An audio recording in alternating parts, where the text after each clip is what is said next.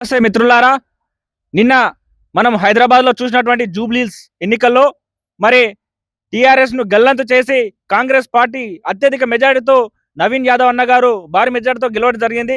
నిజంగా తెలంగాణ రాష్ట్రానికి కూడా చాలా మంచి అవకాశము.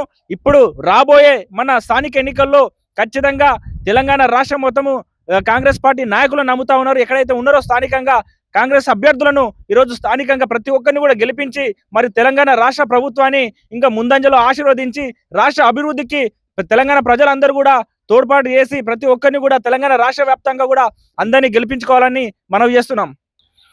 మరి ఇప్పుడు రాబోయే స్థానిక ఎలక్షన్లో కూడా ముఖ్యంగా వికారాబాద్ జిల్లా ప్రాంతంలో మన ముఖ్యమైనటువంటి నాయకుడు, కష్టపడే కష్టజీవి, జిల్లా అధ్యక్షుడు, కాంగ్రెస్ పార్టీ అధ్యక్షుడు రామ్మోహన్ రెడ్డి సారు ఆధ్వర్యం లోపల మరి ఏదైతే నమ్మకంతో గతంలో ఎమ్మెల్యేలను గెలిపించుకున్నారో ఈ వికారాబాద్ జిల్లా ప్రజలు కూడా ప్రతి గ్రామం నుంచి కూడా మండల స్థాయి, జిల్లా స్థాయి వరకు సర్పంచులు కానీ, ఎంపీటీసీలు కానీ, జెడ్పీటీసీలు కానీ ప్రతి ఒక్క స్థానాన్ని కాంగ్రెస్ పార్టీ అభ్యర్థులను గెలిపించి మరొకసారి కాంగ్రెస్ పార్టీని ఆశీర్వదించాలి.